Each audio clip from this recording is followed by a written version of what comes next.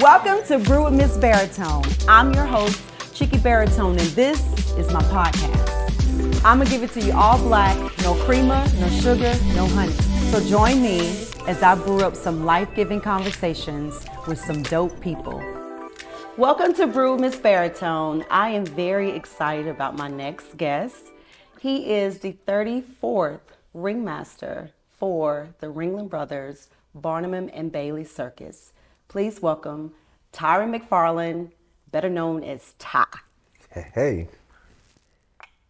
How are you? I'm good. Thank you for having me. Thank you for being here. Welcome to the podcast. And very interesting. Yeah. Circus in its own right, right? So, being a ringmaster is not your normal 9 to 5, right? These are not being a ringmaster does not include working a 9 to 5 structure of a job. What's funny is you posed that question to me and you said, being a ringmaster is not your 9 to 5. It absolutely is my 9 to 5. Well, it's your 9 to 5. Yeah, but right, you're right. You're exactly right. But as far as like a normal 9 to 5 that most Americans, correct. Because having this role is a very unique role. That's right. Right? Yeah. So you audition for this role, but prior to auditioning, you got a journey that really nurtured and shaped and molded you being selected to be the ringmaster. So I would love to hear about how you got to this point. You started off in corporate. You're a graduate of USC in Columbia, South Carolina. So you had ideas of how you wanted your corporate job to look like, right? That's right. I read a bumper sticker one year that said, if you want to make God laugh, tell him about your plans. So I think for most of us, we set out on this path to create our futures. Yeah. And we go at it as we should, Right. with passion. And I think along those pathways, there are things that are in those paths to kind of shape you and to restructure you, or at least put you on another trajectory. And so for me, I joined the military when I was 16. Wow. But I didn't get sworn in until I was 18. And I have to say that the military was really, really influential in my some of the pursuits that I had later on in life, and the disciplines that were required to be a ringmaster and to be able to handle everything that a ringmaster does. So absolutely, my stint in the military was very, very important. I initially had plans of going to law school. I'm a graduate of the University of South Carolina, studied criminal justice, and I always had this desire to go to law school. But once again, somewhere along those lines, my vision changed, my passions changed. I'd always been an artist at heart. And so even in the military, I would find ways to incorporate some of my passions when it came to singing and dancing. I would always be the one called out to do cadences. But long story short, my past and everything that I've done in my past prepared me adequately for the stresses and the structuring of being a ringmaster for the greatest show on earth. Yeah. So when you decided to take this trip down to Florida to audition, you were literally learning the songs for the audition in the car, were you not? No. No? No, but you and I think we had this conversation before. What happened was I had done some professional theater work out in Rock Island, Illinois. Okay. And that's where I became privy to the fact that Ringling brothers, they were looking for a new ringmaster. I'd flown in, my job in Rock Island finished. I'd flown back to Columbia, South Carolina. And the audition for Ringling Brothers was 2 days after I'd flown back. Okay. So the airlines, flying in from Rock Island, Illinois, back into South Carolina, the airlines lost my luggage. And they lost all of my music that I auditioned with and everything. So I was without Wow. music when I drove to Florida for the audition. Okay. And the only thing that I could think to grab was I had a little folder that was just sitting in my room, and I grabbed that. I knew that there was some sheet music in there. I didn't know what it was, but the other musics, other things that I usually use to audition with was lost. So Wow. I just drove to Florida with the shirt on my back, and that folder, I had no idea what was in that folder when I went to that audition. So Wow. and I was prepped beforehand Okay. with the information of bringing music with piano accompaniment so that you could adequately prepare the pianist for whatever it was that you were going to audition with. I had no idea what was in the folder. I just left. Wow. So Prepare people to wrap their head around the fact that once you got the call that you're the ringmaster, what did you, and you may not have known, obviously, because you've never been in this role, of what it took to carry on this role through several cities and several states for as long as you've done it. What was your preparation like? I'm talking about from how you ate to how you slept to, how do you prepare your body and your mind to navigate through doing these shows? Sometimes you had several shows in a day over, a course of a couple of days. What was your preparation like? well, that's a great question. And I often go back to my time with Ringling Brothers.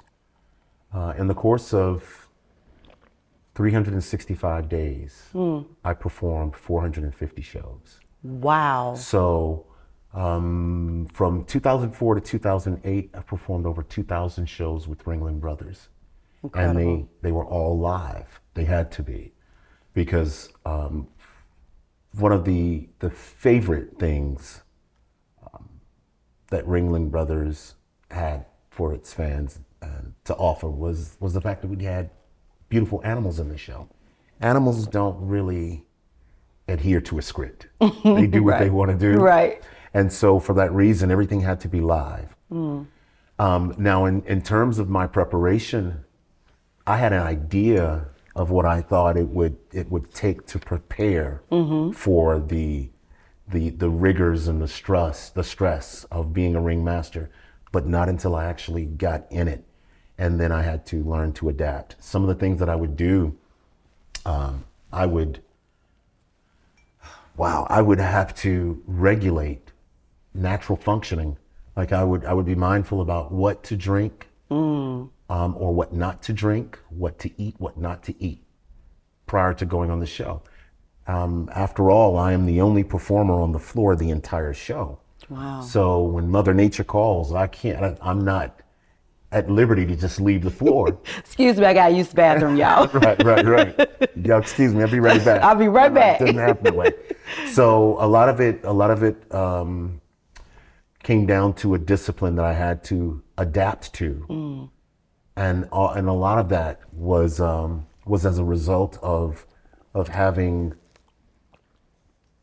a discipline that the military afforded. Sure. Being able to do things that other people would find uncomfortable. Yeah. I would go on long periods of fast, just to be able to prepare for shows. Sometimes meditation. The only exercise that I had an opportunity to get, because we were always traveling, was I would jump around on a mini trampoline.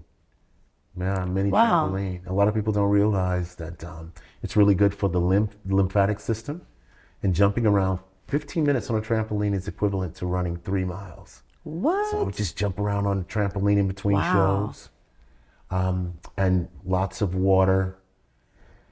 It was tough, but it was also very, very helpful in helping me to better understand what my limits were, how to push past those limits, to do a 3-show day. That's literally 2 hours every show. So I would get to the arena 8 o'clock in the morning. Wow. And would leave 9 o'clock at night. 3 shows on Friday, Saturday. When we do big areas like New York City, Yeah.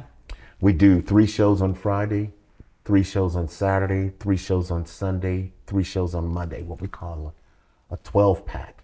Whew. And it's tough. But Wow. once again, just being able to remain disciplined enough to be able to handle that type of stress was a challenge. Wow. Yeah. And you were in this role for how many years did you do Ringmaster for Ringling? 2004 to 2008. 2008. 2 tours. 2 tours. And at one point, they removed the elephants out of the show. Mm-hmm. So do you feel like that had a profound effect on the magic, the greatest show on earth, as they call it, when they removed the elephants? And what was the reason behind them doing that? To answer your first question, for there to be a magic show, you have to have a magician and you have to have an audience. Yeah. So part of Ringling's magic was the fact that we appealed to so many people, young children and adults alike. Yeah. Okay, that's why it's a show for children of all ages. Yeah. Now, the fact that we did have our elephants in the show, people would come to the show to see the elephants. Yeah. What other opportunity are people going to have to get that up close and personal with an elephant, a majestic animal like that? Yeah. So that was a huge appeal Yeah. for a lot of people. When Ringling made the decision to remove the elephants for its own reasons, and we retired them back to the Center for Elephant Conservation in Florida, naturally attendance dropped. Yeah. And as a result of that, Ringling Brothers decided that they wanted to go on a break for a while without the elephants. It's my understanding that they may be coming back here. And when I say coming back here, I don't mean to Atlanta, but coming back Oh, okay. in 2024, I believe. Gotcha. What people don't realize is for many, many years, we had this long ongoing feud with the animal rights activist, and the fact that people believe that animals, particularly our elephants, should not be held in captivity, should not have been in the show. But most people are unaware that they're only getting one side of the coin. As the Ringmaster and as someone who has spent so much time with Ringling Brothers and who has a better understanding of the entire picture, in the 150s, probably 160 years that our elephants have been a part of our show, people don't realize that the Asian elephant, we only had Asian elephants. We didn't have the African elephants. African elephants, they were a little more difficult to train. But the Asian elephant, if it hadn't been for Ringling Brothers and Barnum and Bailey Circus, the Asian elephant would be extinct. Wow. So when the Asian elephant became a part of our show, the fact that the Asian elephant now is thriving as a species is all as a result of Ringling Brothers bringing the Asian elephant in, domesticating the Asian elephant. We have the Center for Elephant Conservation in Florida where we breed them, and now they're no longer an endangered species. One other thing we found out, which was very interesting, is elephants don't die of cancer. So we partnered with the American Cancer Society and to study their cells, to find out what in their cell structure prevents them from getting cancer. So Ringling is behind a lot of things that people are totally unaware of. That's incredible. I didn't realize that. I did not realize that. How do you feel Ringling has shaped the future roles you have done with ringmastering? Because you've also have done other spin-off circuses since Ringling is no longer there. Is it more strenuous when you're doing other ringmaster circuses versus Ringling? Do you feel like Ringling was like the epitome of hard or epitome of a challenging role as ringmaster, and so now is not as challenging when you do other ringmaster roles in other circuses? I think it's relative, Okay. and it goes down to how long you persist in something. What I mean is, the challenge for me with some of the other shows that I do now and have done. An example, I have ringmastered the Big Apple Circus in New York City, the Lone Star Circus in Dallas, Texas, the Big E. So I do circuses. I'm contracted now to do smaller circuses. Yeah. Where the show run is not as long as a 2-year tour with Ringling Brothers. Got you. Now, the fact that there may be months in between contracts would mean that my voice gets out of a habit of being used. And when I go back into a new contract, it's easier for me to actually lose my voice, as opposed to having been with Ringling Brothers, where I was performing all the time and my body was used to it, my voice was used to it. And I remember performing one year in New York City, and I knew that I needed to go to the doctor because something was going on. I couldn't breathe that easily.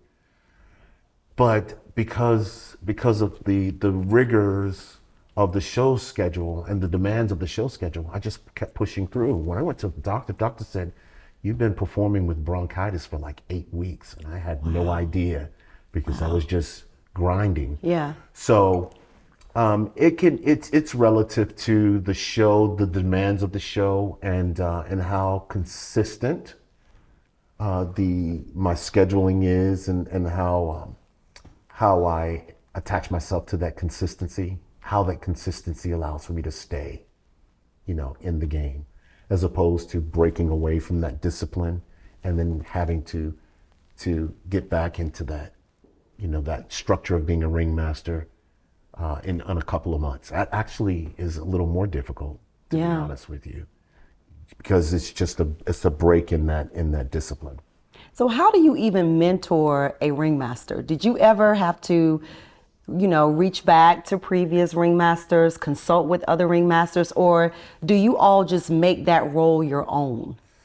That's an interesting question, because when I first started off at Ringling Brothers, the director, and I won't mention his name, I'd never been to the circus prior to joining Ringling Brothers, so I had no idea. Really? Never. Had no idea what a ringmaster was. That might have worked in your favor in a sense, you think?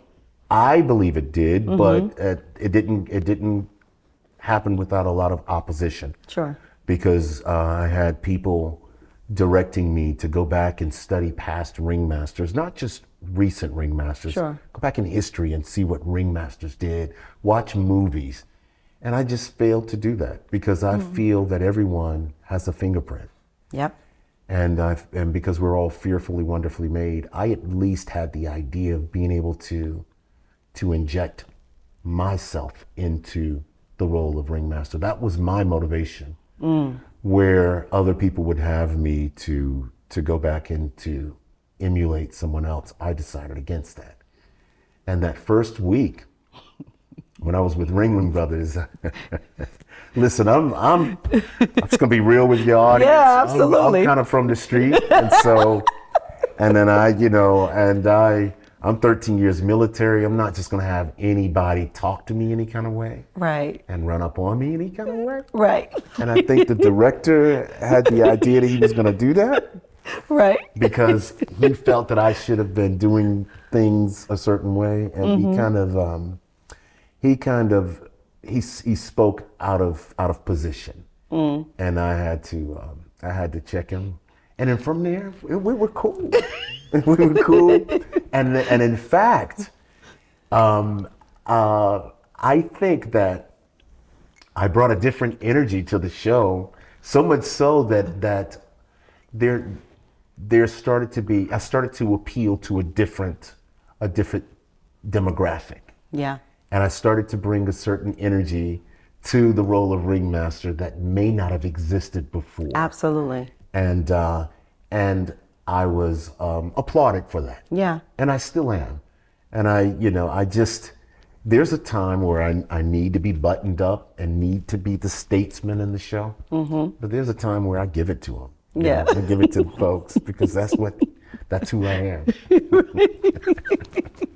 But, representation matters, and in everything that we do, it does. When you have a different sense of representation, it has a way of filtering down.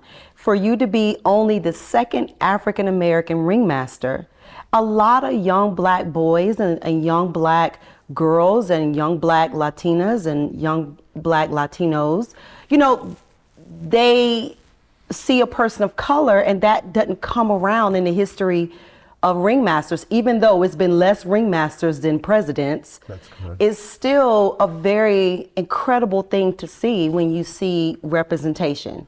Sure, I agree with that. And representation by virtue of my skin tone. Yes, exactly. Okay? Representation by virtue of my skin tone. But I believe that everyone should be true to who they are. It doesn't Absolutely. matter what you're doing. Right.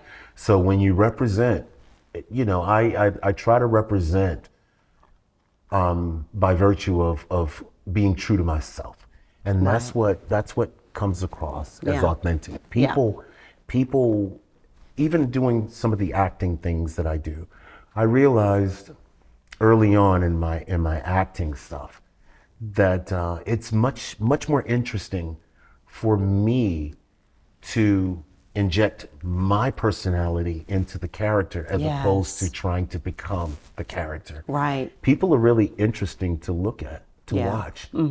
And, I love to just people watch. I get a lot of my training for acting and ringmastering just watching people, watching how people move in and out of space. And what I find appealing, it could be how a man or a woman pulls their shoulders back, how they command a crowd.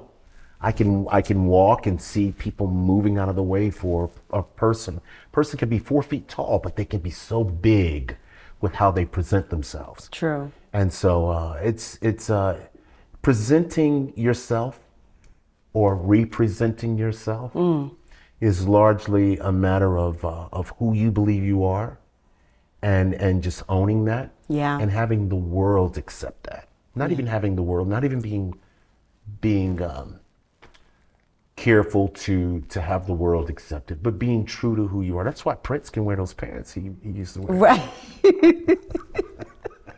And those heels. And those heels.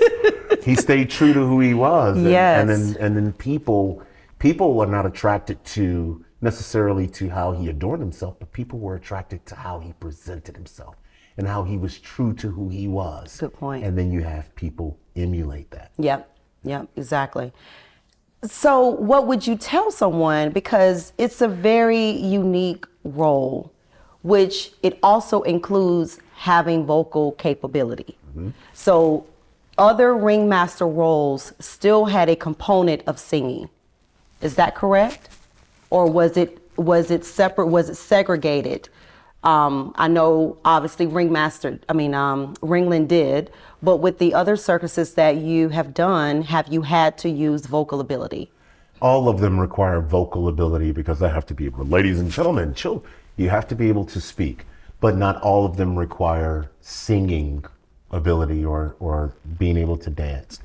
Jonathan Lee Iverson, good friend of mine, first African-American Ringling brothers in Barnum and Bailey Ringmaster, and the youngest. He goes down for being the youngest. Oh, wow. In the history, and the first African-American. I think he was a part of the Brooklyn Mass Choir. Okay. One of the Oh, two. wow. One of the two. Okay. But I think he kind of broke the mold as being very articulate, when it comes to how he presented himself. All ringmasters should be articulate, but he was also a singer, and so traditionally, ringmasters did not necessarily need to have a singing voice, but it's kind of become the thing now. It's kind of a thing now. So it doesn't mean that a ringmaster has to be able to sing. It just means that it's a thing. So what kind of advice would you give to someone who desires to be in that role? Like what kind of path should they take? Should they include theater in that path? Should they include the arts? You know, should they have, you know, it's such a, like you said, there are attributes of the role that several previous ringmasters had, but there were also things that all those ringmasters brought to that role that was unique to them. So what would you say, without someone compromising who they are, what were some of the things that they would definitely need to have?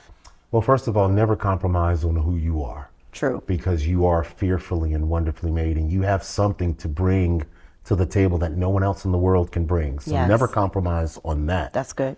But there are things that I believe any person can do relative to whatever it is they're getting into. In terms of the ring mastering, I believe that it can only help for a person to study theater, Yeah. or to study voice techniques, breathing techniques, perhaps, posture, you know, yoga, a lot of those things, and even, you know, having a regular exercise program, dieting, a lot of that stuff really plays a part. But for the role of ring mastering, of course, it requires being able to speak, being able to appeal to people. And so one thing I learned is you can't, I'm a trumpet player as well. Okay. A lot of people don't know that. I'm a trumpeter. So what I learned is you can never hear a trumpet in a herd of elephants, even though they're two different things. So I'm saying that to say, when you learn to become the person you're appealing to, or when you learn to establish a rapport with a person you're appealing to, that person has to find some level of attraction to you because you've become that person. That's why in Corinth, Paul was to speak as the Corinthian. Okay, in Rome, Paul was to speak as a Roman. Why? Because when you establish that rapport, it's hard for a person to deny you, deny who you are. And then you're able to inject a little bit of your personality into that situation. I'm saying all of that to say, it's good to be able to observe people. Yeah. And it's good to be able to emulate what a person says, how a person speaks, what a person does, how a person moves. And once you're able to do that, then you're able to establish rapport with masses of people, and people identify with you. So it's good to study social skills. Yeah. And another thing that I find interesting is just listening skills. You know, just learning to listen and learning to empathize with people. Yeah. And allowing for people to communicate. Everyone that you speak to has a story. And where they may find your story interesting, they also have a story that they'd like to share with you. Yes. And so listening becomes very, very important in the dynamic of establishing rapport with people. And Gotcha. so I hope that helps. That's wonderful. That's great advice. Because I think, you know, people will have their perceptions of what it all entails, you know, the physical component. That's pretty obvious. You know, you kind of have to be in some sort of shape to be running around in all these different rings and singing and being able to talk and engage with the audience. You do. You have to have a sense of good health regimen there to be able to run around and do that. And I think that is a no-brainer. Mm-hmm. But some of those other things, you know, is not very obvious as to what it would take to be able to be engaging in the role. So that's great stuff. This has been my absolute pleasure and great. honor. I think you're going to say your favorite show. It is my favorite. Right. It is my But Tyron Mcfarlan, thank you for being a part of the podcast today. Y'all give it up for the 34th Ringmaster of Ringling Brothers, Barnum and Bailey Circus. Yes, yes. Thank you. Thank you.